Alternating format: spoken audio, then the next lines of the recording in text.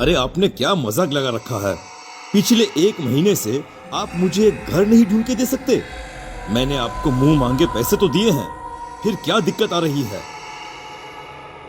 देखिए सर, मैंने बहुत कोशिश की, लेकिन मुझे आपकी पसंद का घर नहीं मिल रहा है। देखो भाई, मेरे पास अब बिल्कुल भी समय नहीं बचा। मुझे 2 दिन के अंदर ही शहर में शिफ्ट होना है। जल्दी से मुझे कोई घर दिलाओ। सर, वैसे मेरे पास एक घर तो है, लेकिन शायद वह घर आपको पसंद नहीं आएगा, क्योंकि लोग उस घर के बारे में तरह तरह की डरावनी बातें करते हैं। वो हॉन्टेड है। देखो, मैं इन सारी बातों पर यकीन नहीं करता। तुम बस मुझे अभी व्हाट्सएप पे उस घर की तस्वीरें भेजो। मैं थोड़ी ही देर में तुम्हें कॉल करके अपना फैसला बता दूंगा, ठीक है? करण के कहने पर वो ब्रोकर उसे तुरंत उस पुराने घर की सारी तस्वीरें भेज देता है, जिन्हें करण अपनी पत्नी को दिखाता है। देखो मालती, ये ब्रोकर ने हमें घर की तस्वीरें भेजी हैं। जरा देखकर मुझे बताओ, ये घर कैसा है? अरे वाह, घर के आसपास की लोकेशन तो बहुत अच्छी है। चारों तरफ हरियाली ही हरियाली है। शहर में ऐसी जगह मिलना तो बहुत मुश्किल है। तो इसका मतलब कि तुम्हें घर पसंद है? हाँ, मुझे ये घर पसंद है। तुम ब्रोकर से कहकर इसे फाइनल करवा दो। थोड़ी देर के बाद करण ब्रोकर को फोन करके उस घर को किराए पर लेने के लिए फाइनल कर देता है, और एक ही दिन में सारी फॉर्मेलिटी पूरी कर करण अपनी पत्नी मालती के साथ उस घर में रहने चला जाता है। सच में करण, यहाँ आकर मुझे बहुत खुशी हो रही है। मैंने तो सोचा भी नहीं था कि इस भीड़ भाड़ वाले शहर में हमें इतनी अच्छी जगह मिल जाएगी। पर एक बात समझ में नहीं आई, इतनी अच्छी प्रॉपर्टी खाली कैसे है?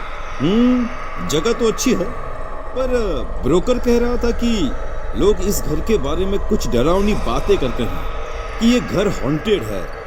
शायद इसीलिए आज तक ये प्रॉपर्टी खाली है। आई होप कि तुम्हें कोई परेशानी नहीं है। कम ऑन करण, हम नए जमाने के हैं। इन बेकार की कहानियों में कौन यकीन करता है आज के टाइम में।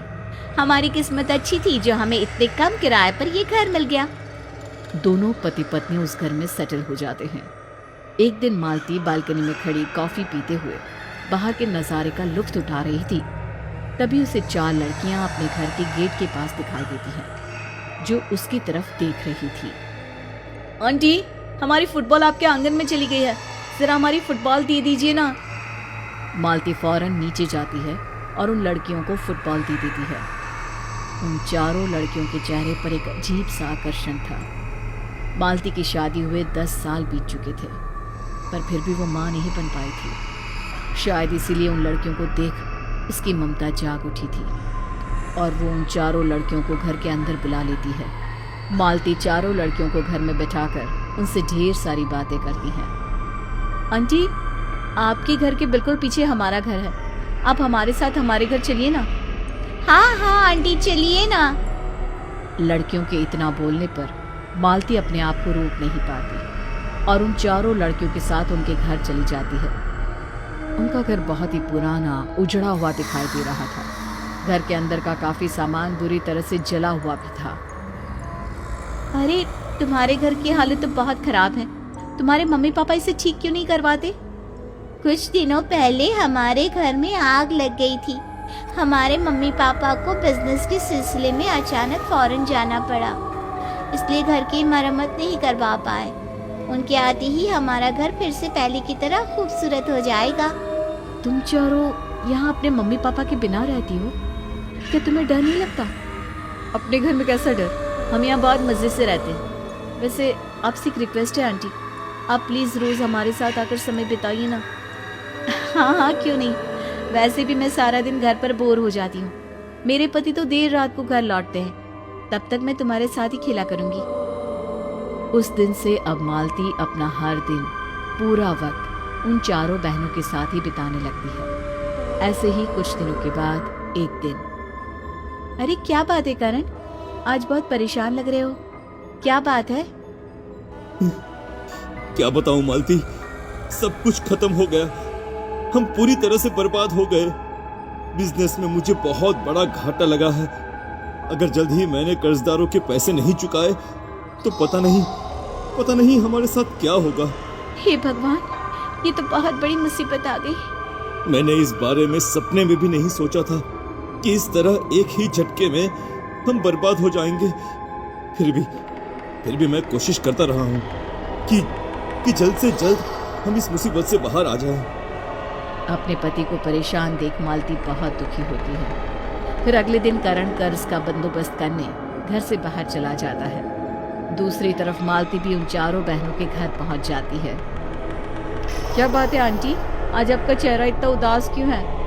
बताइए ना, कुछ हुआ है क्या? लड़की के पूछने पर मालती उन बहनों को अपने घर के सारे हालात बता देती है। बस इतनी सी बात के लिए आप परेशान हो रही हो?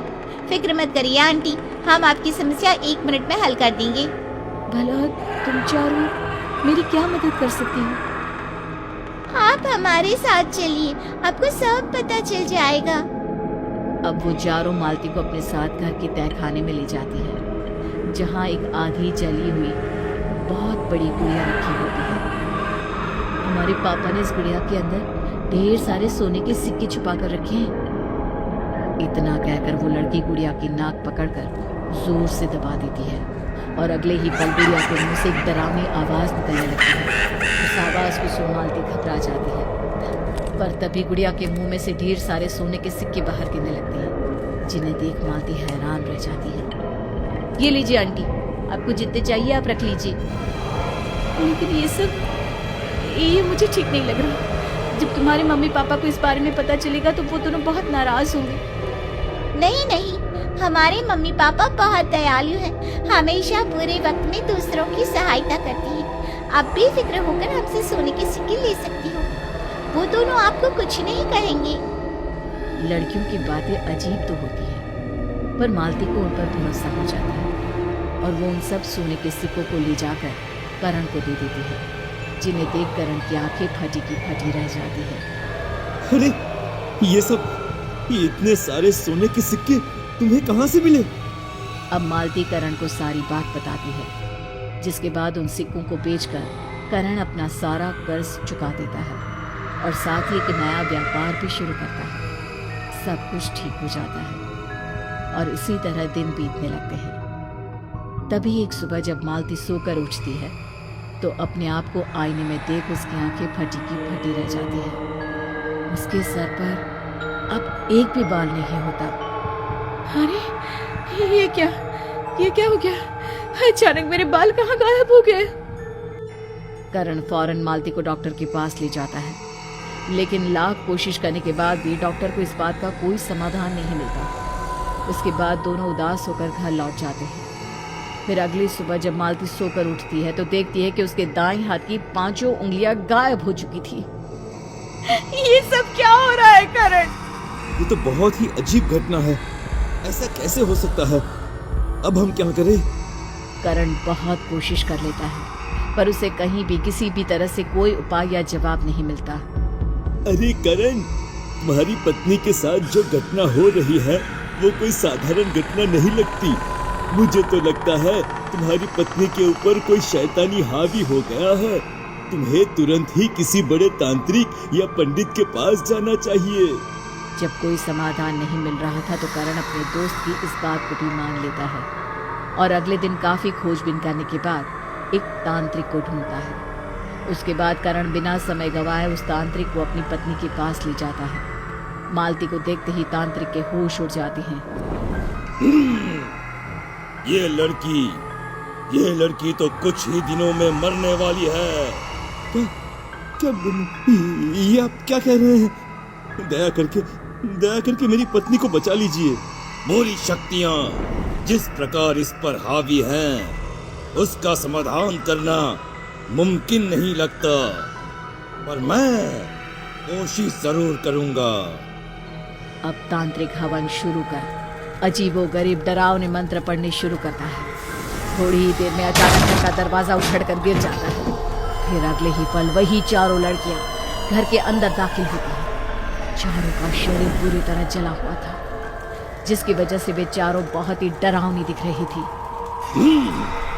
अच्छा, तो तुम चारों इस मासूम लड़की की जान लेना चाहते हो? आखिर तुम चार कौन हो और ऐसा क्यों कर रही हो? बताओ मुझे। कई सालों पहले हम अपने पिता और सौतेली माँ के साथ यहाँ रहते थे। हमारी सौतेली माँ हमें जरा भी पसंद नहीं करती थी। फिर एक दिन उसने हम सबको जलाकर घर के पीछे वाले हिस्से में दफना दिया। इस इलाके के लोगों को जब ये बात पता चली तो वे सभी लोग उसे मारने आए। लोगों से बचते हुए वो भागने लगी और भागते भागते एक नदी में जा गिरी।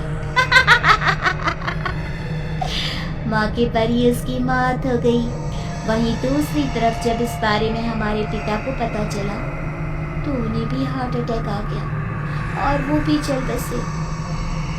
जीते जी हम चारों को कभी माँ का प्यार नहीं मिला, इसलिए हम मालती की जान लेकर इसे हमेशा के लिए अपने साथ रखना चाहती है ताकि हमें माँ का प्यार मिल सके।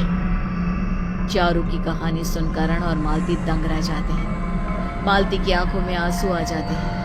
देखो, तुम चारों से मुझे बहुत हमदर्दी है, पर अपनी आंखों के सामने मालती को मरते नहीं देख सकता। इसके बाद तांत्रिक और करण दोनों घर के पीछे वाले हिस्से में जाकर गड्ढा खोदना शुरू करते हैं। थोड़ी देर के बाद उन्हें चारों लड़कियों के कंकाल के कुछ अंश मिलते हैं, जिसे तांत्रिक कुछ विधि के साथ अंतिम संस्कार करते हुए आग दिखा देता है और उन चारों को मुक्ति मिल जाती है और मालती की जान बच जाती है। पर उसके साथ जो घटा होता है वो दोबारा कभी नहीं पलटता।